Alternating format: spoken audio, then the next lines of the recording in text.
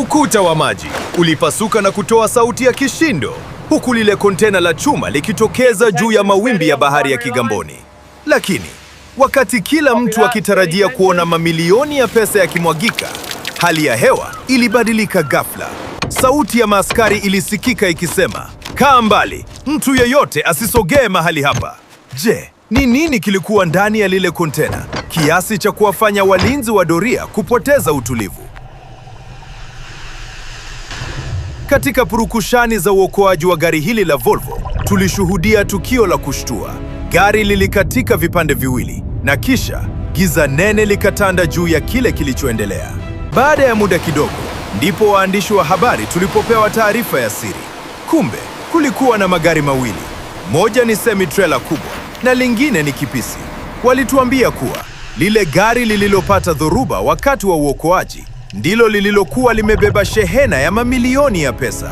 Baada ya gari lile kuvunjika vipande viwili, waokoaji waliamua kuliacha kwanza. Walielekeza nguvu zao kuitoa ile gari kubwa, ambayo kwa mshangao wa wengi ilikuwa tupu. Kazi ilipokamilika, alfajiri ya kesho yake, operesheni nzito ilihamia kwenye kile kipisi. Gari dogo lakini lenye uzito wa mamilioni ya pesa yaliyokuwa yakivushwa kuelekea Kigamboni. Hali ilikuwa ya kustaajabisha. Waokoaji wawili waliojifunika kwa mavazi mazito ya kinga walishuka chini kwenye giza nene la bahari. Vichwani mwao, vitochi vyenye mwanga mkali vilipasua giza la maji.